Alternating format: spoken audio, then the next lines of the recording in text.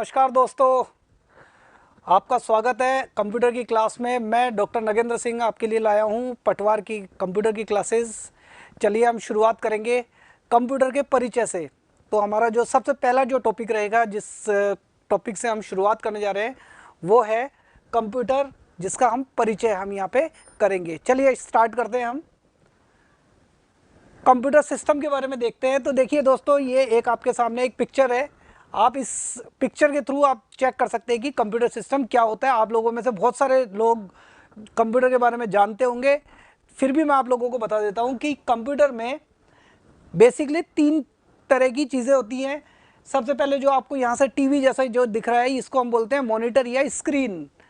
ठीक है। इसके अलावा जो सबसे इंपॉर्टेंट चीज़ होती है कंप्यूटर का, वो होता है कंप्यूटर की सिस्टम यूनिट या सीपीयू, कंप्यूटर का सेंट्रल प्रोसेसिंग यूनिट। ये जो आपको कैबिनेट दिख रहा है, ये आपका सबसे मेन पार्ट होता है कंप्यूटर का। अगर ये मेन पार्ट ना हो आपके पास में, तो इसका मतलब कंप्यूटर केवल और केवल एक डब्बा है। चलिए, इसके अलावा एक और पार्ट होता है हमारा, जिसके थ्रू आप कोई भी डेटा इनपुट करते हो। तो उसके लिए हमारे पास में कीबोर्ड और माउस जैसी कई डिवाइसेस होती हैं, जिनके थ्रू हम सारा जो भी हमारा डेटा जो है वो कंप्यूटर तक पहुंचाते हैं। कंप्यूटर के अंदर जब पहुंचा देते हैं, तो ये जो सीपीयू या सिस्टम यूनिट है, ये सिस्टम यूनिट यहाँ से अपना काम करना स्टार्ट कर देती है। और जो भी आपके पास इंफॉर्मेशन है वो इस मॉनिटर के थ्रू या ये जो स्पीकर लगे हुए हैं इनके थ्रू ये आपको मिल जाती है। तो इस तरीके से यहाँ पे ये कंप्यूटर की स्क्रीन मैंने आप लोगों को दिखा दी। नमस्कार अजय खराड़ी, बबीता खटकर, भंवर सिंह, सभी को बहुत बहुत नमस्कार। नमस्कार। अमित कुमार जी बोल रहे हैं सर जी कंप्यूटर को पूरा बेसिक से पढ़ाना। बिल्कुल अमित कुमार जी, आप बिल्कुल चिंता ना करें, मैं बिल्कुल एकदम स्टार्टिंग पॉइंट से पढ़ाऊंगा, जहां से 0 से लेके और लास्ट तक, जहां तक आपका ये पूरा सिलेबस कवर हो जाए वहीं तक मैं आप लोगों को लेके जाऊंगा और 0 से स्टार्ट करूंगा। तो आप बिल्कुल निश्चिंत होकर पढ़िए। बस थोड़ा सा स्पीडली मुझे पढ़ाना होगा, क्योंकि हमारे पास समय थोड़ा कम है और सिलेबस हमारा ज़्यादा है। तो आप लोगों का मुझे पूरा साथ चाहिएगा कि हम लोग इस सिलेबस को समय पे कवर कर सके। तो चलिए अगले टॉपिक पे, अगली स्लाइड पे चलते हैं हम। उसके बाद में बात करते हैं कंप्यूटर में कंप्यूटर का हार्डवेयर और सॉफ्टवेयर, ये क्या होते हैं कंप्यूटर के हार्डवेयर। तो यहाँ स्क्रीन से आप देखिए, सबसे पहले जब हम इनके डेफिनेशन पे जाएंगे वो आगे की चीज़ है, लेकिन उससे पहले आप लोगों को यहाँ कुछ पिक्चर्स जो स्क्रीन के ऊपर दिखाई दे रही है, उससे आपको पता लग जाएगा कि ये बेसिकली हार्डवेयर है। तो आप देखिए यहाँ से डेस्कटॉप एक हार्डवेयर है, laptop, motherboard, processor, keyboard, hard disk, RAM, ये सब यहाँ पे क्या है, हार्डवेयर्स है। हार्डवेयर्स क्या होते हैं? हार्डवेयर ऐसी चीजें जो आप लोग जिनको छू सकते हो, जिनके ऊपर काम कर सकते हो, जिनका यूज करके आप कंप्यूटर को ऑपरेट कर सकते हो, वो सारे किस श्रेणी में आते हैं? हार्डवेयर की। तो ये सभी चीजों को आप छू सकते हो, देख सकते हो, इसलिए ये हार्डवेयर है। इसके अलावा देखिए यहाँ पे आपको ये आइकन्स दिखाई दे रहे होंगे, ये कुछ आइकन्स है यहाँ पे। ये जैसे वर्ड का आइकन है, ये मीडिया प्लेयर का आइकन है, ठीक है। इसके अलावा इंटरनेट के आइकन्स हैं। तो ये सभी आइकन्स जो आपको दिख रहे हैं, तो ये आपको कंप्यूटर में मौजूद दिखाई देते हैं। इनको आप देख सकते हो, इनके थ्रू काम कर सकते हो, लेकिन इन्हें आप छू नहीं सकते हो। ये फिजिकली एग्जिस्ट नहीं करते कि आप इनको बाहर ले जाके अपनी जेब में डाल के घूम लो, इस तरीके से ये एग्जिस्ट नहीं करते। इसलिए इनको हम क्या बोलेंगे? सॉफ्टवेयर। तो सॉफ्टवेयर से समझ जाओगी जो सॉफ्टली आप जिनको काम कर सकते हो, जिनको छू नहीं सकते हो, वो सॉफ्टवेयर। और जो हार्डवेयर मींस जो हार्ड क्वांटिटी या हार्ड एंटिटी है, एग्जिस्ट करती है, फिजिकली एग्जिस्ट करती है, जो भौतिक रूप से आपकी धरती पे विद्यमान होती है, उन्हें हम हार्डवेयर कहते हैं। तो ये थोड़ा सा इनमें छोटा सा डिफरेंस है, जो कि पिक्चर के थ्रू आपको बताया है। चलिए अगले पे चलते हैं हम। कंप्यूटर सिस्टम के विभिन्न कंपोनेंट्स क्या क्या होते हैं, कंप्यूटर सिस्टम के विभिन्न अंग क्या क्या हैं जिनके थ्रू कंप्यूटर बनते हैं। तो देखिए यहां से आप एक पिक्चर के थ्रू आप यहां से देख सकते हैं कि कंप्यूटर के विभिन्न कंपोनेंट्स यहां आपको दिखाई दे रहे हैं। तो देखिए ये जो कैबिनेट, जिसकी हम अभी थोड़ी देर पहले चर्चा कर रहे थे, जो सबसे कंप्यूटर का सबसे महत्वपूर्ण अंग है, जिससे आपका पूरा कंप्यूटर जो है वो कंट्रोल होता है या चलता है, उस कैबिनेट के ये कुछ अंग होते हैं। उनमें एक अंग है फ्लोपी। ये फ्लोपी ड्राइव है जो आपके लगभग यहाँ इसके आसपास इस जगह पे ये लगाई जाती है। इसके अलावा हार्ड डिस्क, जिनके अंदर आपका पूरा का पूरा डेटा जो है वो स्टोर होता है, आपके कंप्यूटर का पूरा डेटा स्टोर होता है। इसके अलावा ये कुछ ऑप्टिकल ड्राइव्स है, अलग अलग तरह की ड्राइव्स जो होती हैं आपकी, जैसे डीवीडी राइटर और सीडी ड्राइव वगैरह वगैरह, ये सारी चीजें यहाँ पे आप इसको भी आप यहां से लगा सकते हैं। इसके अलावा रैम, जो कंप्यूटर का सबसे मेन जो पार्ट है, मेमोरी का जो सबसे महत्वपूर्ण अंग है, जिसको हम मेन मेमोरी भी बोलते हैं, जिसके बिना आपका कंप्यूटर स्टार्ट नहीं हो पाएगा, वो रैम, वो मैंने आपको पिक्चर के थ्रू आपको दिखाया है कि ये इस तरह की रैम होती है और ये भी आपके कंप्यूटर में लगती है। कंप्यूटर में इसके बिना आपका काम नहीं हो पाएगा। और एक और जो सबसे महत्वपूर्ण अंग है वो है प्रोसेसर्स। जो कंप्यूटर में प्रोसेसर्स होते हैं, जिनके थ्रू कंप्यूटर अपना प्रोसेस करता है, जिसमें जो अपने डेटा को की गणना, कैलकुलेशन, अर्थमेटिक, लॉजिकल, इस तरह के कार्य कंप्यूटर जो करता है वो किसके थ्रू करता है? इस प्रोसेसर के थ्रू। और ये बहुत छोटा सा एक हार्डवेयर होता है, लेकिन सबसे महत्वपूर्ण हार्डवेयर है। अगर ये प्रोसेसर खराब है, इसका मतलब आपका कंप्यूटर जो सिस्टम है वो पूरी तरह से ठप पड़ जाएगा। चलिए, और एक ये जो है, ये है मदरबोर्ड। आप यहां से देख सकते हैं मदरबोर्ड। ये जो मदरबोर्ड है, इसके ऊपर ये प्रोसेसर भी लगा हुआ होता है, ये हार्ड डिस्क भी लगी होती है। इसके अलावा ये जो फैन है, सिस्टम के फैन, ये आपके हीट सिंक, जो फैन वगैरह जो है गर्मी निकालने के लिए जो होता है कंप्यूटर की, वो सब इस मदरबोर्ड पे फिट होते हैं। इसके अलावा ये जो पावर सप्लाई होती है, ये भी मदरबोर्ड से अटैच होती है। हार्ड डिस्क होती है, ये भी कहीं ना कहीं मदरबोर्ड से अटैच है। ऑप्टिकल ड्राइव भी मदरबोर्ड से। तो यानी कि मदरबोर्ड ऐसा बोर्ड जो मेन बोर्ड होता है कंप्यूटर का, इसके ऊपर ये सारे जितने भी इस कंप्यूटर के कंपोनेंट्स है वो स्थित होते हैं यहीं से। ठीक है, तो ये मैंने आपको यहां से एक चित्र दिखा दिया कि कंप्यूटर सिस्टम के विभिन्न कंपोनेंट्स क्या क्या होते हैं और कैसे होते हैं, कैसे दिखाई कैसे देते हैं। चलिए आगे चलते हैं। कंप्यूटर सिस्टम के यूनिट्स और कैबिनेट, जो कैबिनेट की बात कर रहा था मैं, उस कैबिनेट के कुछ और आप पिक्चर्स आप देखिए और उससे आपको समझ में आ जाएगा कि कंप्यूटर के का कैबिनेट जो है वो किस तरह से दिखाई देता है। ये बेसिकली कंप्यूटर का कैबिनेट है। और ये हमने यहाँ से इस कैबिनेट का एक ढक्कन हटा के इसको खोल के इसकी एक पिक्चर ली हुई है कि यहाँ से ये जो सामने आपको स्क्रीन दिखाई दे रही है यहाँ से लेके यहाँ तक, ये बेसिकली मदरबोर्ड की स्क्रीन आप देख रहे हो, जिस की चर्चा अभी पिछली स्लाइड में हमने की थी। ये मदरबोर्ड जो है वो, तो आप देखिए यहाँ से मदरबोर्ड के ऊपर ही आपको यहाँ पे फैन भी दिखाई दे रहा है। इसी मदरबोर्ड पे आपको प्रोसेसर भी दिखाई दे रहा है। इसी मदरबोर्ड पे आपको कहीं ना कहीं रैम भी दिखाई देगी। ये रैम के स्लॉट हैं, ये रैम्स भी आपको रैम भी दिखाई देगी।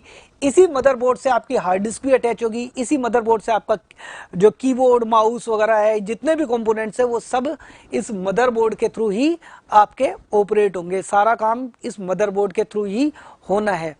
कहने का मतलब है कि आपका जो भी डाटा आएगा वो कहीं ना कहीं इस मदरबोर्ड पे स्थित जितने भी कंपोनेंट्स हैं उनमें वो प्रोसेस होगा, उनमें वो कहीं ना कहीं स्टोर होगा और उसके बाद में आप तक पहुंचेगा। तो ये मदरबोर्ड इस कंप्यूटर का सबसे महत्वपूर्ण अंग है। चलिए, एक और इस सिस्टम यूनिट का, इस मदरबोर्ड का एक और आपको पिक्चर दिखा रहे हैं, रियर व्यू, यानी कि पिछला जो भाग है जिसके थ्रू आप अपने कंप्यूटर के सिस्टम के जितने भी कंपोनेंट्स को अटैच करते हो, उन्हें जोड़ते हो, उस भाग को हम यहाँ पे दिखा रहे हैं आपको।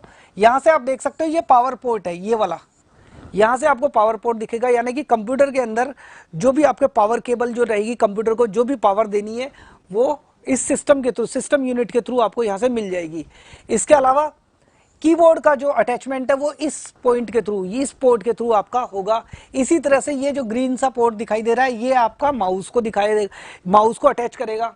इसके अलावा कुछ यूएसबीज होती है आपके पास में, जैसे पेन ड्राइव होती है, या फिर आपके पास में यूएसबी वाला जो कीबोर्ड है या यूएसबी वाला माउस है, अगर उनको अटैच करना है तो यहाँ पे यूएसबी पोर्ट भी आपके बने हुए होते हैं। इसी तरह से यहाँ पे सीरियल पोर्ट होते हैं यहाँ पे कुछ, और इसके अलावा कुछ पैरेलल पोर्ट, जो प्रिंटर, जो सीरियल प्रिंटर आपको अटैच करना हो या पैरेलल प्रिंटर्स वगैरह आपको अटैच करने हो तो उनके लिए पोर्ट्स यहाँ पे दिए हुए हैं। इसके अलावा यहाँ पे कुछ मॉनिटर के लिए यहाँ पे एक पोर्ट दिया हुआ है। आपके कंप्यूटर को, मॉनिटर को अटैच करना हो या आपके प्रोजेक्टर को अटैच करना हो तो आपके पास में पोर्ट है यहाँ पे। इसके अलावा अगर आपको लैन केबल या नेटवर्क केबल्स वगैरह अटैच करनी हो तो आपके पास में यहाँ पे एक पोर्ट है। इसके अलावा speaker, microphone, FM cable, telephone line, इस तरह से दुनिया भर के तमाम तरह के यहाँ पे आपको पोर्ट्स मिलेंगे जिनके थ्रू आप अपने क्या कर सकते हैं, यहाँ पे इस कैबिनेट के अंदर जितने भी कंपोनेंट्स हैं वो अटैच कर सकते हैं।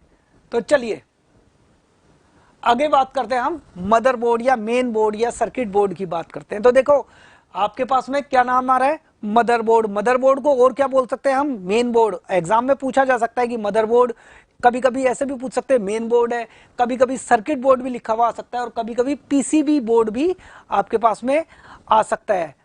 तो ये जो पीसीबी बोर्ड या मदरबोर्ड की हम बात कर रहे हैं, इस मदरबोर्ड का एक पूरा का पूरा डिजाइन आपके पास में यहाँ पे दिखाई दे रहा है, और उसके जितने भी कंपोनेंट्स हैं वो बहुत डीपली आपको यहाँ पे अवेलेबल है। आप चाहें तो इनको आप पढ़ सकते हैं, हालांकि इतना डीप में कभी आपसे पूछते नहीं है। यहाँ पे कुछ कनेक्टर्स होते हैं जैसे एटेक्स एजीपी कनेक्टर्स है। इसके अलावा सीमोस बैटरी जो होती है, ये बैटरी, अगर ये बैटरी निकाल ले तो आपके कंप्यूटर का जो भी पासवर्ड है वो आपका ब्रेक हो जाएगा। इसके अलावा यूएसबी के पोर्ट जो है, इसके अलावा जो ये जो मेमोरी का पोर्ट है, यहाँ पे ये मेमोरी का पोर्ट दिया हुआ है, ये आपका प्रोसेसर का पोर्ट है, ठीक है, सॉरी ये आपका प्रोसेसर का है यहाँ पे, ठीक है। इसके अलावा साटा और एटीए जो पाटा वाली जो आपके हार्ड डिस्क होती है, उनके पोर्ट्स यहाँ पे आपको मिल जाएंगे, ये वाले पोर्ट्स। तो इस तरीके से यह तमाम तरह के पोर्ट्स आपको इस मदरबोर्ड पे मिल जाएंगे, जिनके थ्रू आप अपने क्लास, अपना जो भी कंपोनेंट्स जो है वो आप अपनी अटैच कर सकते हो और इस कंप्यूटर को रन कर सकते हो। तो ये मेन आपका मदरबोर्ड की हम बात कर रहे हैं। तो चलिए आगे चलते हैं हम।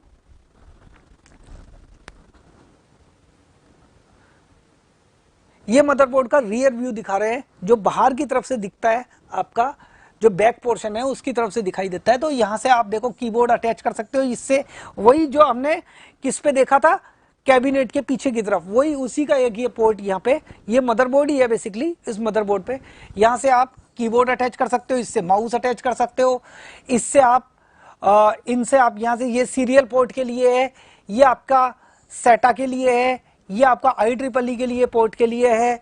इसके अलावा अगर आपको लैन आपको कनेक्ट करनी हो तो आपके पास में ये वाले लैन के कनेक्टर हैं यहाँ पे, ये सारे इस तरीके से RJ45 बोलते हैं इन्हें, RJ45 लैन पोर्ट्स। इनका कभी कभी लैन का मतलब होता है लोकल एरिया नेटवर्क। तो आप हमारे पास में जो केबल लाइन आती है इंटरनेट की, नेटवर्क की, जो एक कंप्यूटर को दूसरे कंप्यूटर से जोड़ती है, वो इन पोर्ट्स की मदद से हम जोड़ सकते हैं। और ये एक तरह से ये एक स्टैंडर्ड है RJ45। तो कभी कभी एग्जाम में आपसे पूछ सकते हैं कि what is RJ45 LAN port. तो आप बोल सकते हो कि RJ45 is a standard for LAN wire.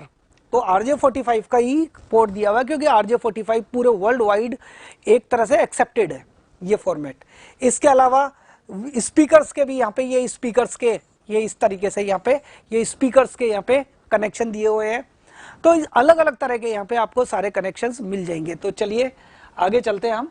अब बात करेंगे हम प्रोसेसर की। प्रोसेसर कैसा दिखता है, देखिए ये प्रोसेसर होता है बेसिकली, ये प्रोसेसर है, छोटा सा प्रोसेसर होता है, बहुत छोटा सा आपको दिखाई देगा, इतना सा दिखाई देगा, लेकिन बहुत काम की चीज है। छोटा तीर घाव करे गंभीर। तो ये छोटा तीर है, और अगर ये प्रोसेसर आपका खराब हो जाता है, और ये सबसे महंगा पार्ट होता है मदरबोर्ड का, अगर ये खराब हो गया, इसका मतलब लगभग आपका मदरबोर्ड पूरा का पूरा खराब है या फिर ठप हो गया। तो असली चीज है ये प्रोसेसर। अलग अलग तरह के प्रोसेसर होते हैं, और प्रोसेसर किसके बेस पे पता किए जाते हैं, उनकी स्पीड के बेस पे। तो जितना अच्छा प्रोसेसर होगा, जितनी हाई स्पीड प्रोसेसर होगा, वो उतना ही महंगा मिलेगा और उतना ही अच्छा प्रोसेसर माना जाता है। अब बात करते हैं हम इनपुट डिवाइसेस की। इनपुट डिवाइसेस बेसिकली कौन सी डिवाइसेस होती है, जिनके थ्रू हम डेटा को इनपुट करते हैं, जिन डिवाइसेस के थ्रू आप कंप्यूटर में अपना जो डेटा है वो आप पहुंचाओगे, उन डिवाइसेस को बोलते हैं हम इनपुट डिवाइसेस, ठीक है। तो देखिए ये इनपुट डिवाइसेस के चित्र यहाँ पे मैंने दिखा रखे हैं आपको। सबसे पहले बात करेंगे कीबोर्ड, जो सबसे इंपॉर्टेंट है। अगर ये कीबोर्ड नहीं है तो इसका मतलब आपके कंप्यूटर का 80 से 90% काम रुका हुआ है। आप 90% काम नहीं कर सकते हो, डेटा को एंटर नहीं कर सकते हो। 90% इनपुट करने की व्यवस्था कौन देता है आपको, कीबोर्ड। उसके अलावा इसी कीबोर्ड में न्यूमेरिक कीपैड होते हैं इस साइड में, ये देखिए यहाँ पे ये न्यूमेरिक कीपैड है, ये न्यूमेरिक कीपैड भी आपको मिल जाएंगे। इसके अलावा इनपुट डिवाइस में ही आती है पॉइंटिंग डिवाइस, जिसको हम माउस के नाम से भी जानते हैं। माउस एक पॉइंटिंग डिवाइस है। तो ये आपको जो तीर सा दिखाई देता है कंप्यूटर की स्क्रीन पे, वो आप इस माउस के, तो वो पॉइंटर होता है वो एक तरह से कंप्यूटर में किसी भी चीज को, और ये बेसिकली इनपुट डिवाइस की श्रेणी में ही आती है। तो ये माउस है। इसके अलावा रिमोट कंट्रोल, इसके थ्रू भी आप इनपुट प्रोवाइड करा सकते हो, तो ये भी लगभग इनपुट डिवाइस का ही पार्ट होता है। इसके अलावा जॉयस्टिक होती है, टच स्क्रीन होती है। टच स्क्रीन जो कि आप लोग एटीएम मशीन पे देखते हो, आपके मोबाइल पे देखते हो, मोबाइल की स्क्रीन को आप टच करते हो, तो ये सब चीजें टच स्क्रीन से आती है।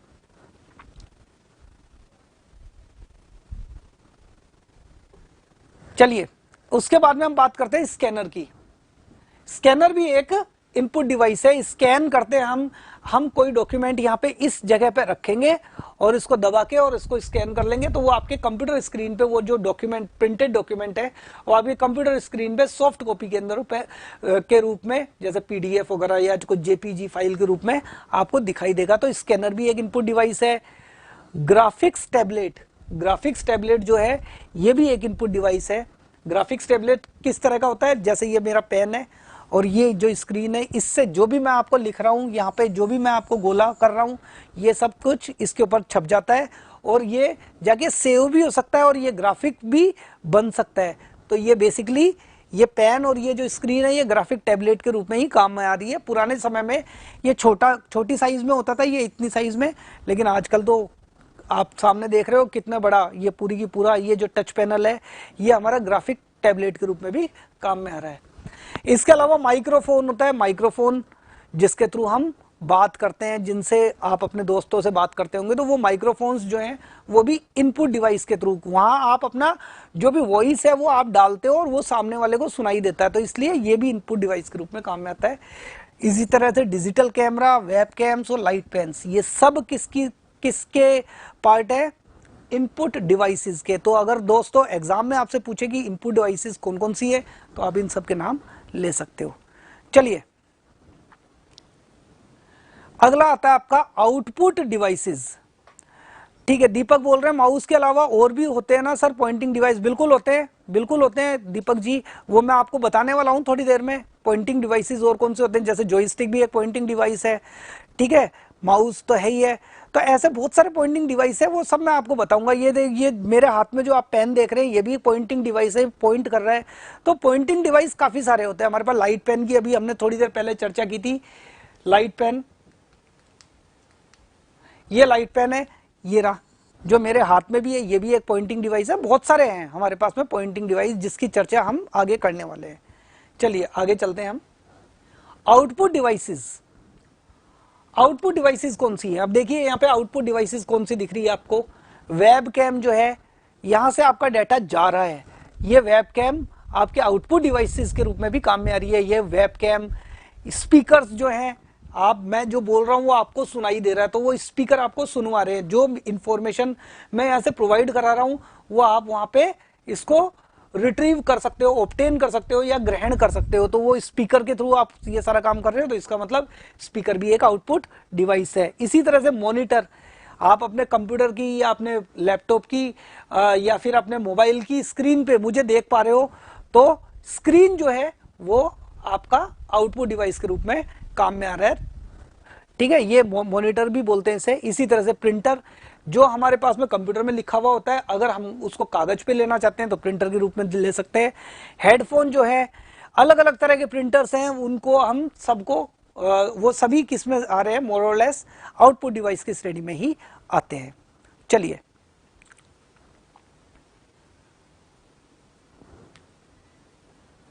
फिर बात करते हैं हम। अब यहां पे बात करेंगे ऑपरेटिंग सिस्टम्स की। ऑपरेटिंग सिस्टम्स क्या होते हैं?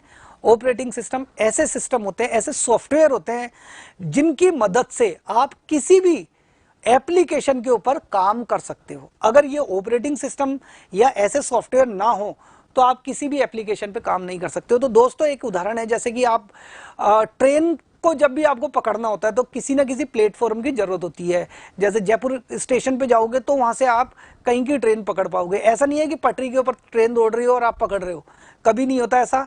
आपको किसी ना किसी स्टेशन की जरूरत पड़ेगी। इसी तरह दिल्ली स्टेशन जाओगे या वो, तो ये जो ऑपरेटिंग सिस्टम है, ये बेसिकली क्या है, अलग अलग ट्रेन के एक स्टेशन की तरह से कार्य करते हैं। तो इसलिए इन्हें हम क्या बोलते हैं, एक प्लेटफॉर्म भी बोलते हैं। तो अलग अलग एप्लीकेशन सॉफ्टवेयर होते हैं, वो किसी न किसी ऑपरेटिंग सिस्टम की मदद से कार्यरत होते हैं। अगर ऑपरेटिंग सिस्टम ना हो या सिस्टम सॉफ्टवेयर ना हो, तो बेटा कैमरा जो है वो इनपुट डिवाइस में भी होता है, आउटपुट डिवाइसेस में भी आता है, दोनों तरह से काम करेगा। एक शुभ प्रभात ने बताया है कि सर कैमरा तो इनपुट डिवाइस भी है, आउटपुट डिवाइस भी है। हम इनपुट भी लेते हैं कैमरे की मदद से और कैमरे की मदद से आउटपुट देखते भी हैं, ठीक है। तो दोनों तरीके से, तो बेसिकली इनपुट की तरह से काम में आता है, लेकिन अगर उसके साथ में कोई स्क्रीन लगी हुई होती है तो वो आउटपुट के रूप में भी काम में आ जाता है। नॉर्मली ये इनपुट डिवाइस के रूप में ही काम में आता है, ठीक है। चलिए विंडोज ऑपरेटिंग सिस्टम। अब देखिए यहां पे दोस्तों ऑपरेटिंग सिस्टम, ये एक ऑपरेटिंग सिस्टम है। जैसे विंडोज की बात करते हैं, ऑपरेटिंग सिस्टम ये प्लेटफॉर्म की तरह काम कर रहा है। आप इस ऑपरेटिंग सिस्टम पे कभी काम नहीं करते हो, आप काम करते हो जैसे वर्ड के ऊपर काम करोगे या किसी स्टिकी नोट पे काम करोगे या स्निपिंग टूल पे काम करोगे या कैलकुलेटर, पेंट, अलग अलग तरह के सॉफ्टवेयर के ऊपर काम करोगे। और ये सब सॉफ्टवेयर क्या कहलाते हैं? Application software. लेकिन ये जो सॉफ्टवेयर है, जो ये विंडो का जो डेस्कटॉप आपको दिखाई दे रही है, ये आपका सिस्टम सॉफ्टवेयर या ऑपरेटिंग सिस्टम बोलते हैं, क्योंकि ये ऑपरेट करने के काम में आता है। तो ऑपरेटिंग सिस्टम, ये इसका ये एक चित्र मैंने यहाँ पे आपको दिखाया है, आप सब लोगों ने देखा होगा। चलिए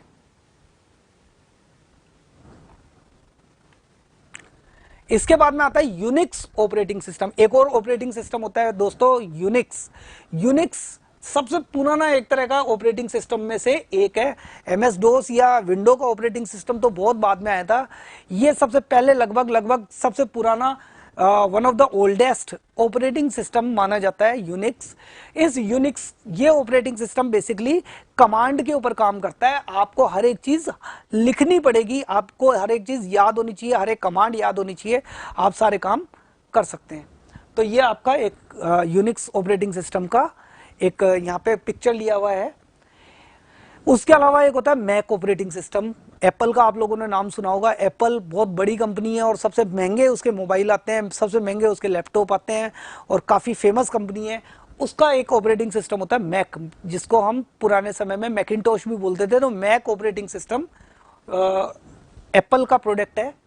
ये किस तरीके से दिखता है? लगभग इस तरीके से आप यहाँ से देख सकते हो। इसमें थोड़े बहुत चेंजेस जो समय के साथ साथ होते रहते हैं, अलग अलग उनमें तो वो होते रहते हैं, लेकिन मोर और लेस ये इसी तरीके से दिखाई देता है। ये इस तरीके से यहाँ पे आइकन्स है, ये सारे इसके ऊपर क्या है, सब एप्लीकेशन सॉफ्टवेयर। यहाँ से फायरफॉक्स चला सकते हो, ठीक है। आप यहाँ से जितने भी अपने काम है वो सारे आप यहाँ से कर सकते हो, इंटरनेट वगैरह, वर्ड के ऊपर काम, ठीक है। आप स्प्रेडशीट के ऊपर काम कर सकते हो, सारे काम इसमें कर सकते हो। तो मैक ऑपरेटिंग सिस्टम इस तरीके से दिखाई देगा। इसके अलावा लिनक्स ऑपरेटिंग सिस्टम, कुछ लोग इसे लाइनक्स भी बोलते हैं, कुछ लिनक्स भी बोलते हैं। तो लिनक्स ऑपरेटिंग सिस्टम ये बेसिकली यूनिक्स का ही एक पार्ट है, यूनिक्स का ही एक ग्राफिकल वर्जन है। Unix operating system character based या कमांड लाइन ऑपरेटिंग सिस्टम है और उसका ग्राफिकल, ताकि क्या यूजर को कुछ, जैसे यूजर जिन लोगों को याद करने में समस्या आती है तो वो क्या कर सकते हैं, इसके ऊपर इन ग्राफिक्स के मदद से भी काम कर सकते हैं। ये बेसिकली यूनिक्स बेस्ड सिस्टम ही होता है। इसके बैकएंड पे या पिछले पार्ट में आपका यूनिक्स ही चलेगा। तो ये एक ऑपरेटिंग सिस्टम है, फ्री ऑफ सोर्स आपको मिल जाता है।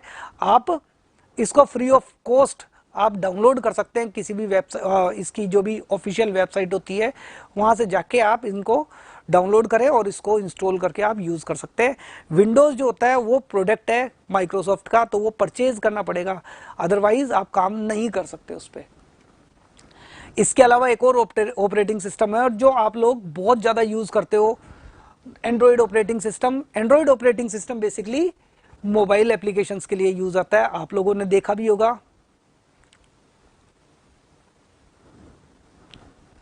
ऑपरेटिंग सिस्टम इस तरीके से दिखाई देता है, एंड्रॉइड ऑपरेटिंग सिस्टम। ये एंड्रॉइड ऑपरेटिंग सिस्टम है जिसके ऊपर आप अपनी एप्स जो होती हैं, अलग अलग तरह की एप्स जो है वो आप यहाँ पे देख सकते हो, उनको यूज कर सकते हो। आप अपने मोबाइल पे देखते हो तो वो बेसिकली आप एंड्रॉइड ऑपरेटिंग सिस्टम पे ही काम करते हो। आपके जितने भी मोबाइल है लगभग सारे, एप्पल को छोड़ दें, एप्पल आईओएस है, आईओएस भी एक ऑपरेटिंग सिस्टम है, तो आईओएस को छोड़ दें तो लगभग सब एंड्रॉइड पे ही काम करते हैं, 80-90% लोग। तो एंड्रॉइड ऑपरेटिंग सिस्टम का भी मैंने एक एग्जाम्पल यहाँ पे लिया है।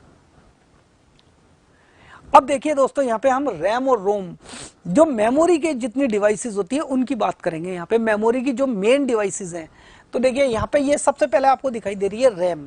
रैम को हम मेन मेमोरी भी कहते हैं।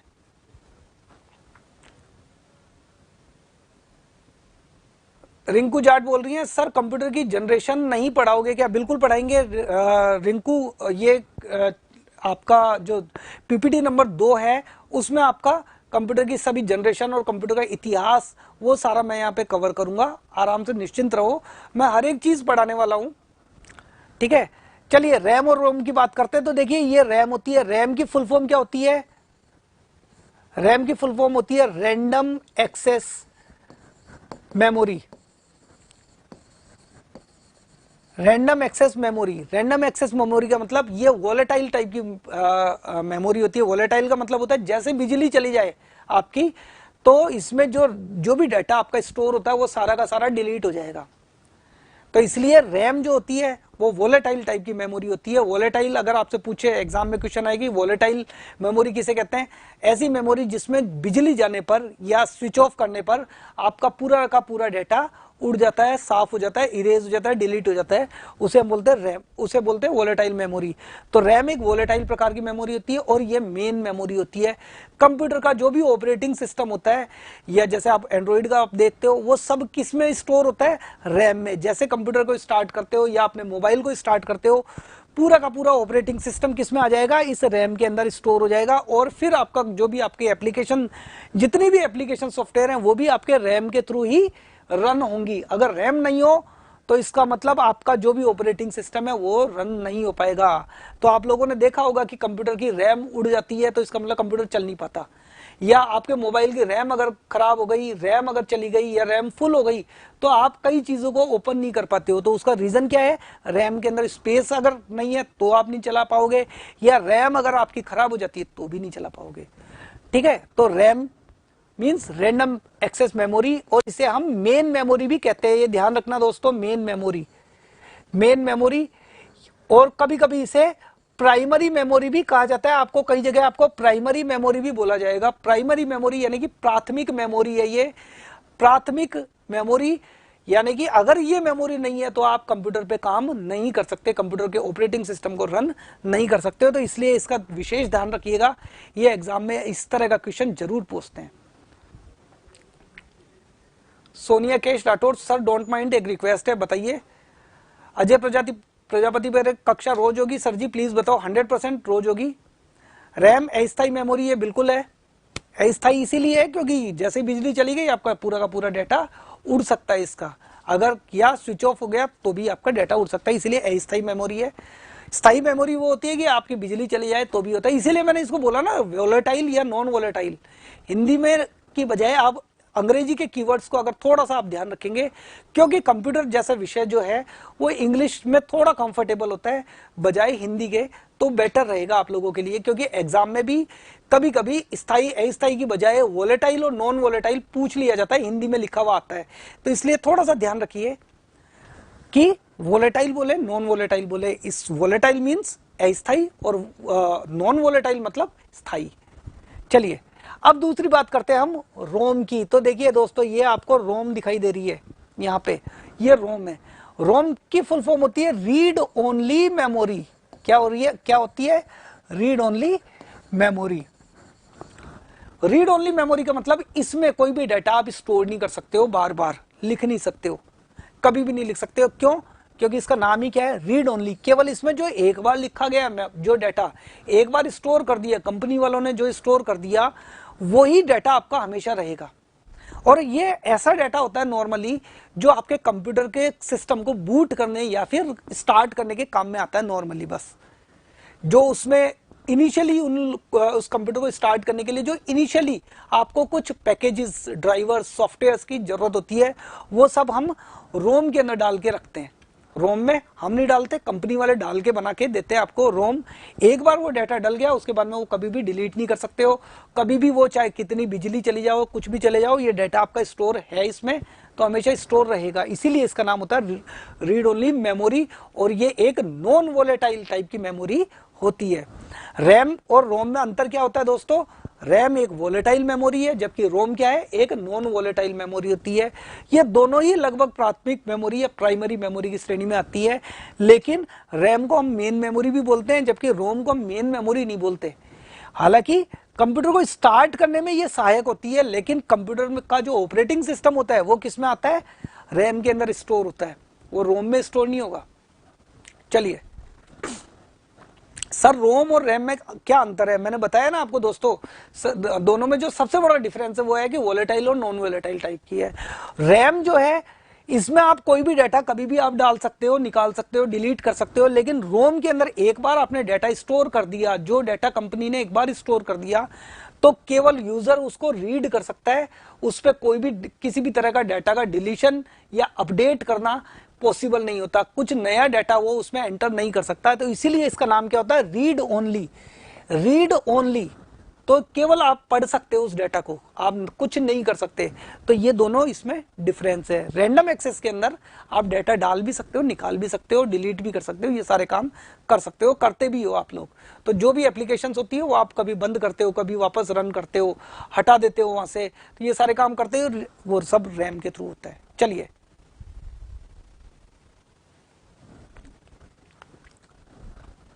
नेक्स्ट आता है आपका सेकेंडरी मेमोरी। सेकेंडरी मेमोरी का मतलब क्या है? सेकेंडरी, अभी देखो दोस्तों, हमने किसकी बात की थी, प्राइमरी मेमोरी की। प्राइमरी मेमोरी में रैम और रोम दोनों चीजें थी हमारी। अब सेकेंडरी मेमोरी की, जो द्वितीयक मेमोरी होती है, जो अलग से मेमोरी लगाई जाती है, जो आपका जो मेन कंटेंट वाला जो डाटा होता है, जिसके ऊपर आपको सारा काम करना होता है, जो आपका एप्लीकेशन सॉफ्टवेयर के थ्रू आपका जो डाटा जनरेट होता है, जो बड़ी मात्रा में, काफी बड़ी मात्रा में आपका डाटा होता है, वो कहां स्टोर करोगे?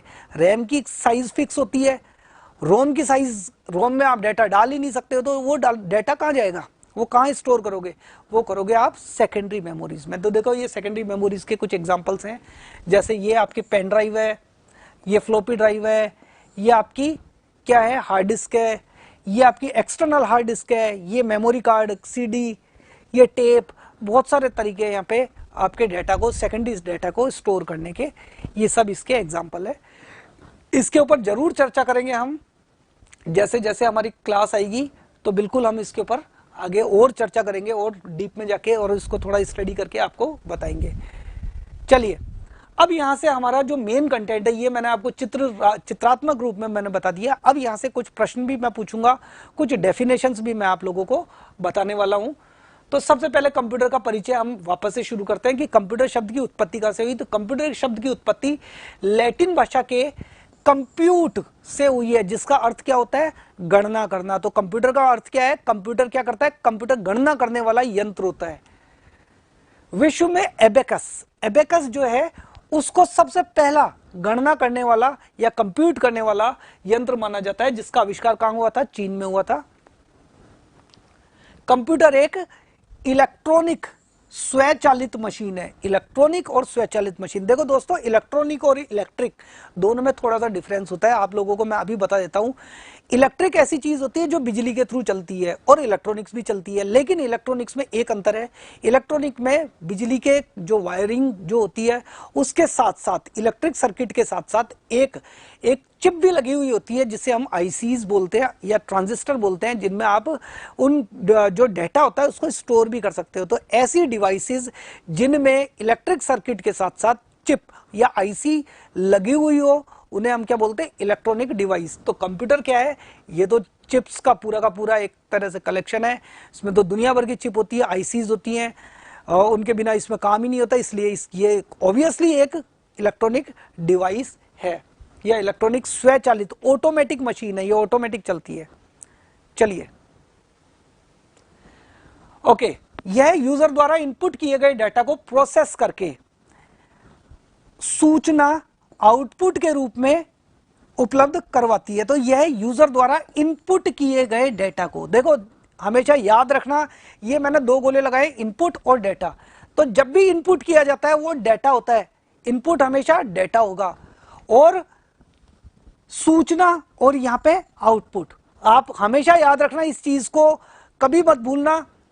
जब भी हम इनपुट करेंगे वो क्या होगा, डाटा होगा, वो कंप्यूटर में प्रोसेस होगा, यहाँ पे प्रोसेस होगा। प्रोसेसर का काम क्या होता है, उस डेटा को प्रोसेस करता है और प्रोसेस करके सूचना में परिवर्तित कर देता है, इंफॉर्मेशन में परिवर्तित कर देगा और वो आउटपुट के रूप में। तो यानी कि आपको जो मॉनिटर पे दिखाई दे रहा है वो बेसिकली इंफॉर्मेशन है, और जो इनपुट मैं जो यहां से दे रहा हूं वो सब डेटा है कंप्यूटर के लिए। कंप्यूटर उसको प्रोसेस करता है, वहां प्रोसेस करने के बाद में आप लोगों तक पहुंचा रहा है, वो सूचना आ रही है। तो ये चीज बहुत एक महत्वपूर्ण चीज है। कभी भी एग्जाम के अंदर क्वेश्चन पूछ सकते हैं कि इन डेटा जो होता है इनपुट के रूप में क्या होता है, हमेशा डेटा ही रहेगा, सूचना कभी इनपुट के रूप में नहीं होगी। सूचना इनपुट नहीं, हमेशा सूचना आउटपुट के रूप में आएगी और डेटा हमेशा इनपुट के रूप में आएगा। और बीच में क्या रहेगा, प्रोसेस। तो प्रोसेसर का काम क्या है, डेटा को प्रोसेस करेगा और उसको सूचना में परिवर्तित करके आउटपुट तक पहुंचा देगा, ये काम है। तो ये इस चीज को ध्यान में रखना। चलिए आगे चलते हैं हम। अब कंप्यूटर का ब्लॉक डायग्राम के ऊपर बात कर लेते हैं। देखिए यहां पे सबसे पहले इनपुट है, इनपुट से हम क्या कर रहे हैं, डेटा को इनपुट कर रहे हैं। अभी मैंने थोड़ी देर पहले बताया कि आपका हमेशा इनपुट क्या होगा, डेटा होगा। अब ये कहां जाएगा, सीपीयू में। ये कहां चले जाएगा, सीपीयू में। सीपीयू में ये देखिए यहां पे सीपीयू का एक पार्ट है। सीपीयू की फुल फॉर्म क्या होती है, central processing unit. Central processing unit, ये याद रखना। कुछ बच्चे बोल देते हैं कंट्रोल प्रोसेसिंग यूनिट, नहीं, central processing unit. Central processing unit के अंदर उसके क्या क्या कंपोनेंट है, उसका एक कंपोनेंट होता है कंट्रोल यूनिट, जिसे हम सीयू भी बोलते हैं, और एक पार्ट होता है arithmetical and logical unit, ALU. तो एएलयू और सीयू ये दोनों मिलकर क्या बनाते हैं, सीपीयू। ये दोनों मिलकर क्या बनाते हैं, सीपीयू। चलिए, और फिर ये जो सीपीयू है या सीयू और ये एएलयू है, ये सीपीयू, इसका कनेक्शन किसके थ्रू होता है, मेमोरी यूनिट के थ्रू। इस मेमोरी यूनिट में आपका रैम भी आता है, आपका रोम भी आता है और आपकी हार्ड डिस्क भी आती है, अलग अलग तरीके से। तो ये यहां से देखिए, अब यहां से ये इनपुट होगा, ये आपका डेटा जाएगा, रैम के अंदर जाता है, रैम के थ्रू कंट्रोल यूनिट और अर्थमेटिक लॉजिक में यहाँ प्रोसेस होगा।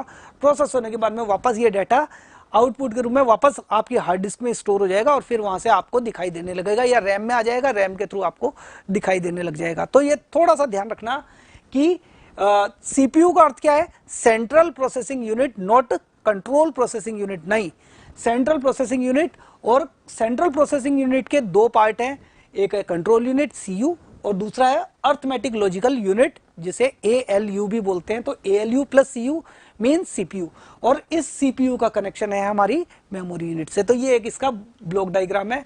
अब देखिए यहां से फिर ये जब प्रोसेस हो गया, ये सारा काम प्रोसेस हो गया, तो ये डेटा किसके पास चले जाता है, आउटपुट डिवाइस के पास, जो मॉनिटर होता है या प्रिंटर होता है, वहां पे आपका चला गया। चलिए सर, यूनिट सिस्टम और सीपीयू अलग अलग है क्या? कंप्यूटर यूनिट सिस्टम की बात कर रहे हैं, सीपीयू और यूनिट सिस्टम एक ही बात है लगभग लगभग। यूनिट सिस्टम क्या है ये मुझे समझ में नहीं आ रहा कि व्हाट इज यूनिट सिस्टम। ये सीपीयू है, ये सीपीयू, इसके तीन पार्ट है। अब कंप्यूटर की बात करें, कंप्यूटर यूनिट की बात करें, तो ये पूरा कंप्यूटर यूनिट है, जिसमें ये इनपुट के रूप में आपके पास में कीबोर्ड और माउस है, यहाँ पे आपका मॉनिटर है, वो सॉरी कैबिनेट है जो सीपीयू के रूप में काम करता है, और यहाँ पे आपके पास में मॉनिटर और प्रिंटर वगैरह जैसी चीज आउटपुट डिवाइस के रूप में है। तो ये पूरा का पूरा एक यूनिट सिस्टम है और ये इसके कंपोनेंट है अलग अलग। चलिए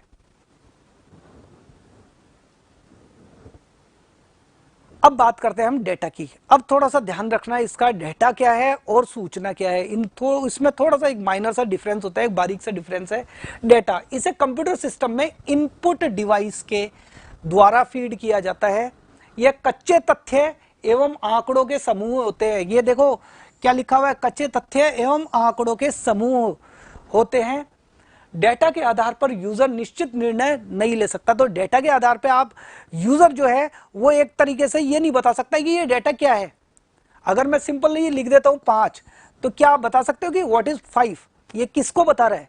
5 किसी को भी बता सकता है, 5 किलो भी हो सकता है, 5 किलोमीटर भी हो सकता है, 5 सेंटीमीटर भी हो सकता है, 5 कोई नंबर भी हो सकता है, 5 किसी की एज भी हो सकती है, कुछ भी हो सकता है। ये सिंपली एक डेटा है, ठीक है। उदाहरण है 45। तो 45 क्या है? आपने सिंपली 45 लिखा, 45 से आप क्या क्या समझ सकते हो, रोल नंबर भी हो सकता है, house number, bill amount, age, कुछ भी हो सकता है। इसी तरीके से तो डेटा से आप किसी किसी पर्टिकुलर उसकी निर्णय के ऊपर, किसी डिसीजन पे आप नहीं जा सकते हो, लेकिन इंफॉर्मेशन से आप उस निर्णय पे जा सकते हो कि ये जो डेटा है ये किसको संबोधित कर रहा है। तो डेटा को प्रोसेस करने पर सूचना प्राप्त होती है। तो जब कंप्यूटर में डेटा आपका प्रोसेस हो जाएगा तो वहां पे आपको सूचना के रूप में वो दिखाई देगा। जैसे सूचना का उदाहरण रोल नंबर और 45। तो इस तरीके से आपके पास में सूचना मिल जाती है। तो कंप्यूटर में जब प्रोसेस हो जाता है तो वो ये सारी चीज सूचना के रूप में आपको मिल जाती है। तो ये थोड़ा सा डिफरेंस है। डेटा कच्चे तथ्य एवं आंकड़े जो होते हैं नॉर्मली केवल रॉ मटेरियल्स जो है, आपका रॉ फिगर्स जो है वो आपके डेटा होते हैं, और इंफॉर्मेशन मतलब प्रोसेस्ड डेटा। जब डेटा को प्रोसेस कर लिया, प्रोसेसर ने प्रोसेस कर दिया, वो आपके पास में इंफॉर्मेशन के रूप में मिल रही है। अब चलिए यहां से हम प्रश्नों पे आते हैं। संभावित प्रश्न पे बात करते हैं। सबसे पहले डेटा से तात्पर्य क्या है, तो बताइए आप फटाफट से। केवल आंकड़े, कच्चे आंकड़े एवं तथ्यों का समूह, अर्थपूर्ण आंकड़े एवं तथ्य, और डी है ए व सी दोनों। जल्दी से बता दीजिए इसका आंसर।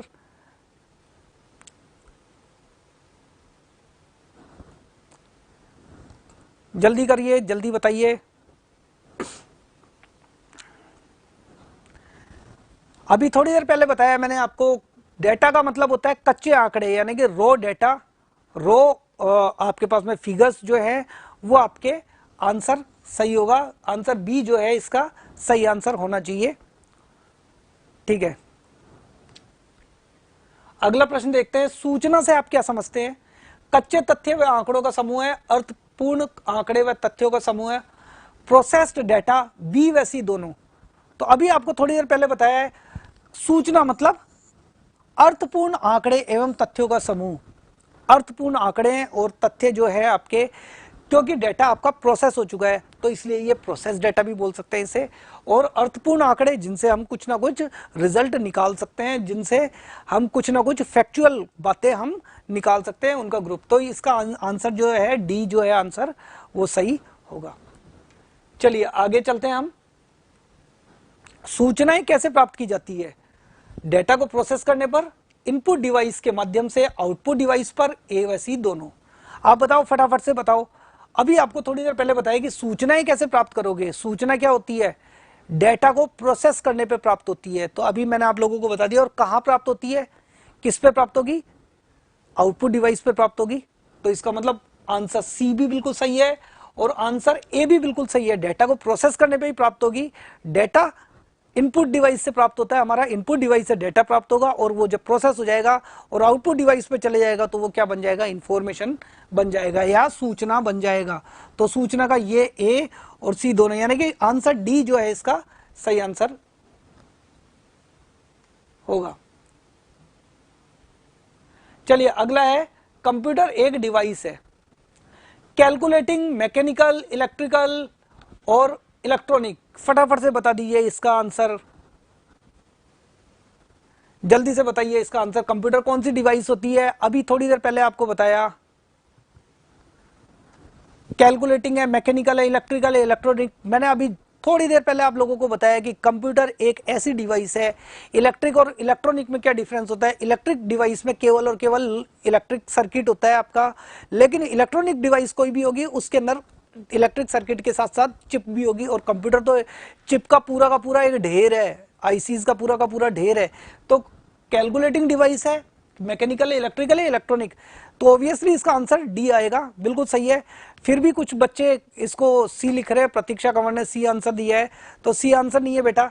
इसको आप थोड़ा सा ध्यान से देखना, इलेक्ट्रॉनिक डिवाइस है। अगला है, कंप्यूटर एक ऐसी मशीन है जिसके द्वारा डेटा को प्रोसेस किया जाता है, सूचना में, निर्देशों में, आउटपुट में, ए व सी दोनों। जल्दी से बताओ, जिसके द्वारा डेटा को किस में प्रोसेस किया जाता है? निर्देशों में करते हैं, आउटपुट में करते हैं, ए व सी दोनों में। तो सूचना में तो करते ही करते हैं, सूचना में इसको करते हैं, और इसके अलावा निर्देशों में भी हम करेंगे ना, डायरेक्शंस में अलग अलग तरह के निर्देश। तो निर्देश भी बेसिकली सूचना ही है। तो इसका आंसर भी डी आएगा। ये आपको सही आंसर मिलेगा। आउटपुट में इसको प्रोसेस नहीं करते। चलिए, प्रोसेस डाटा को कंप्यूटर से किसकी सहायता से बाहर निकालते हैं जिससे यूजर उसे प्राप्त कर सके। अब बताओ, प्रोसेस डाटा हो जाता है, डाटा को जब हम प्रोसेस कर लेते हैं तो कंप्यूटर में कौन सी डिवाइस ऐसी होती है जो इस प्रोसेस डाटा को यूजर को दिखाती है। आप लोगों ने देखा होगा, सीपीयू दिखाता है, मेमोरी दिखाता है, आउटपुट डिवाइस दिखाती है, हार्डवेयर दिखाता है। फटाफट से बता दो इसका, जल्दी बताओ। सीपीयू में क्या आप डाटा को देख सकते हो सीपीयू की मदद से, क्या मेमोरी की मदद से देख सकते हो, क्या किसी आउटपुट डिवाइस जैसे मॉनिटर है या प्रिंटर है उसकी मदद से आप डाटा को देख सकते हो, या किसी हार्डवेयर की मदद से देखते हो। आप नॉर्मल हार्डवेयर, कोई भी हार्डवेयर बोल सकते हैं जिसे। तो आपका आंसर सी आना चाहिए ना, बिल्कुल। तो सी इसका सही आंसर होगा। चलिए, अब बात करते हैं हम हार्डवेयर की। What is hardware. अब देखिए, थोड़ा सा हमारे पास समय थोड़ा सा कम है, 10-15 मिनट बाकी है, और मैं आपको ये पूरी जो मेरी पीपीटीज है वो मैं आप लोगों तक पहुंचाना चाहता हूं, इसलिए थोड़ा सा मैं हल्का सा फास्ट ले रहा हूं ताकि हमारा जो भी टॉपिक है ये पूरा हो जाए। कंप्यूटर सिस्टम के इनपुट प्रोसेस यूनिट एवं आउटपुट यूनिट में काम आने वाले विभिन्न प्रकार के कंपोनेंट्स जिनका फिजिकल एक्सिस्टेंस या भौतिक अस्तित्व हो, उन्हें हम हार्डवेयर कहते हैं। देखिए दोस्तों, यहां पे सबसे ज्यादा इंपॉर्टेंट चीज क्या है, भौतिक अस्तित्व। ऐसी डिवाइसेस जिनका कोई ना कोई फिजिकल एग्जिस्टेंस यानी कि भौतिक अस्तित्व, यानी हम उसको पकड़ सके, हम उसे छू सके, हम उसे देख सके, हम उस पर काम करते हैं। तो ऐसी डिवाइसेस जिनके का वो इनपुट से संबंधित होनी चाहिए, या प्रोसेसिंग यूनिट से, या फिर आउटपुट से, किसी से भी संबंधित हो, लेकिन उसका भौतिक अस्तित्व होना सबसे ज्यादा जरूरी है। उसे हम क्या बोलेंगे, हार्डवेयर कहते हैं। उसे हम क्या कहेंगे, हार्डवेयर। अतः इन्हें हम देख सकते हैं और छू भी सकते हैं। ये सबसे इंपॉर्टेंट है, छू भी सकते हैं। देख तो सकते हैं, दोनों को देख सकते हैं, सॉफ्टवेयर को भी देख सकते हैं और हार्डवेयर को भी देख सकते हैं, लेकिन छू सकते हैं केवल और केवल आप हार्डवेयर को। चलिए, अब हार्डवेयर में कौन कौन सी आती है। सबसे पहले इनपुट डिवाइस में, इनपुट यूनिट में सबसे पहले माउस की बात करते हैं हम। माउस एक इनपुट यूनिट है। उसके बाद में कीबोर्ड की बात करते हैं। ये कीबोर्ड है, आपको सामने दिख रहा है। यहाँ पे कीबोर्ड के अंदर कितनी सारी 104 के करीबन यहाँ पे कीज होती हैं तकरीबन, ठीक है। क्वालिटी कीबोर्ड है। इसके बाद में लाइट पेन है। लाइट पेन आपको यहां से दिख रहा है। ये लाइट पेन आपको यहाँ पे भी मैं आपको लाइव भी दिखा सकता हूँ, और ये यहाँ पे भी आपको दिखाई दे रहा है।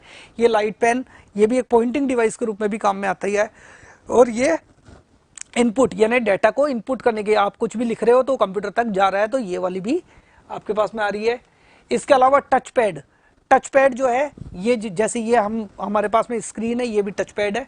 तो ये, या आपने और भी देखी होगी टच पैड, ये एक तरह का टच पैड है, ये इनपुट डिवाइस है। इसके अलावा स्कैनर, ये स्कैनर आपको सामने दिखाई दे रहा है, ये स्कैनर भी एक इनपुट डिवाइस है। वेबकैम, वेबकैम भी एक इनपुट डिवाइस है। मैंने आपको अभी थोड़ी देर पहले बताया था, किसी स्टूडेंट ने पूछा भी था कि वेबकैम इनपुट डिवाइस है या आउटपुट डिवाइस है। नॉर्मली वेबकैम इनपुट डिवाइस के रूप में ही काम करेगी। आप अपना डाटा, कोई भी डाटा आप अगर वेबकैम लगाते हो तो उससे आप डाटा ले रहे हो ना, ठीक है। वो कहीं ना कहीं और दिखाई देगी, तो आउटपुट डिवाइस के रूप में अगर यहाँ पे कोई डिस्प्ले लगा हुआ होता है किसी कैमरे के साथ में, तो वो आउटपुट डिवाइस के रूप में काम आती है। अदरवाइज तो ये इनपुट डिवाइस है। तो ये जो पार्ट है इसका, ये अगर मैं इसकी बात करता हूं, ये एक्चुअली वेबकैम है, ठीक है। ये कैमरा है, ये इनपुट डिवाइस के रूप में ही काम आएगा। तो इसलिए कंफ्यूज होने की जरूरत नहीं है। वेबकैम को आप इनपुट डिवाइस में करोगे। एग्जाम में अगर पूछा जाए वेबकैम क्या है, input device, output device, processing unit, तो आपको जरूर से जरूर आंसर देना है इनपुट डिवाइस। इनपुट डिवाइस ही सही आंसर होगा इसका। फिर आता है बारकोड रीडर। बारकोड रीडर आपने देखा होगा, जो आप किसी मल्टी जो कॉम्प्लेक्स होते हैं, जिन जैसे कुछ बड़े जो दुकानें होती है, उनके ऊपर आप कोई सामान खरीदने के लिए जाते हो तो वहां पे कुछ बारकोड्स बने हुए होते हैं इस तरीके से आप उनको स्कैन करने के लिए यहाँ पे एक स्कैनर होता है। ये भी बेसिकली क्या है, इनपुट डिवाइस। चलिए, अब बात करते हैं प्रोसेसर की। ये प्रोसेसर है। प्रोसेसर के बारे में हम ऑलरेडी काफी पढ़ चुके हैं, हमने कुछ बातें हमने पहले भी आपसे की है। ये छोटी सी एक डिवाइस होती है प्रोसेसर, और इस प्रोसेसर में क्या होता है, आपका कंट्रोल यूनिट और साथ में ALU arithmetic and logic unit, इसी के अंदर सब कुछ लॉजिकल और ये सारी जो चिप्स होती है, जो सबसे इंपॉर्टेंट काम होता है कंप्यूटर का, जो डेटा को प्रोसेस करने का जो भी काम होता है वो सब किस में होता है, इस प्रोसेसर में होता है।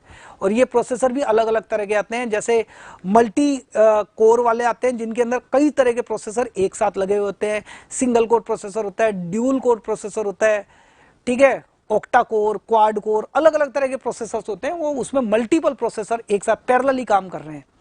चलिए, ये प्रोसेसर की बात हो रही है।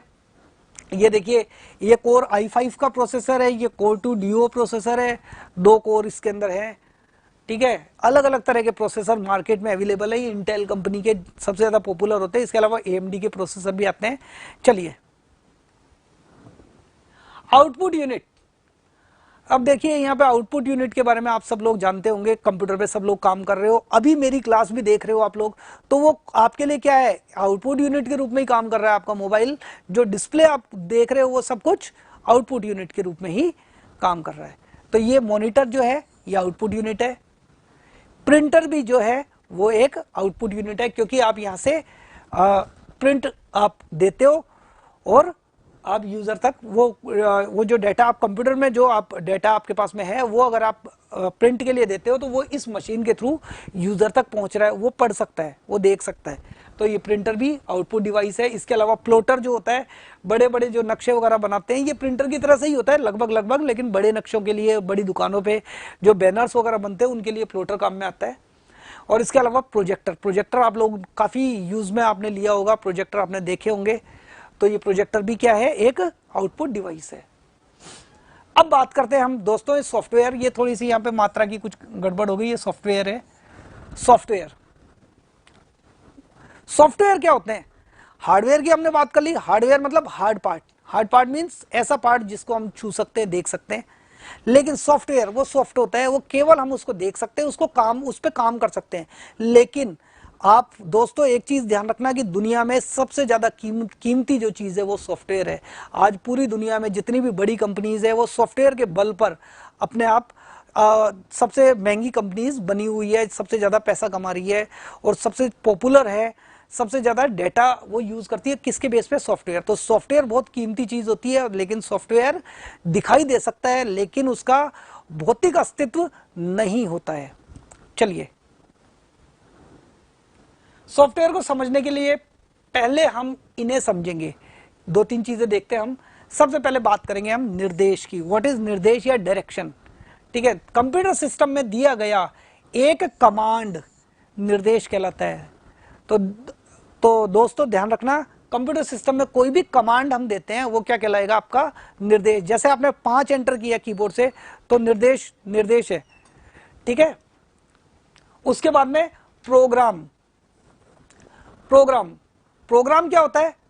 प्रोग्राम निर्देशों के समूह को हम क्या बोलेंगे, निर्देशों के समूह को हम क्या बोलते हैं, प्रोग्राम कहते हैं। निर्देशों के समूह को हम क्या कहेंगे, प्रोग्राम बोलेंगे। उसके बाद में तीसरा होता है सॉफ्टवेयर। प्रोग्राम्स के समूह को हम क्या कहते हैं, सॉफ्टवेयर कहते हैं। तो दोस्तों सबसे पहले मैं आपको बता देता हूं, सबसे पहले यूजर क्या बोलेगा, यूजर क्या डालेगा कंप्यूटर में, इनपुट किसी, जैसे फॉर एग्जांपल कीबोर्ड के थ्रू कमांड डालेगा। उन कमांडों का अगर उन अलग अलग तरह की जो कमांड्स होती है उनका अगर हम ग्रुपिंग करेंगे, उनका एक समूह बनाए तो उसे हम बोलेंगे निर्देश। अगर उन निर्देशों का एक समूह बनाए उसे हम बोलेंगे एक प्रोग्राम। और इन प्रोग्राम्स का ग्रुप बनाएंगे या उसका समूह बनाएंगे उसे हम बोलेंगे सॉफ्टवेयर। तो सॉफ्टवेयर किसे बोलेंगे, प्रोग्राम्स के समूह को। इसलिए हम सॉफ्टवेयर की परिभाषा को निम्न प्रकार दे सकते हैं, ये थोड़ा ध्यान रखना है इसकी।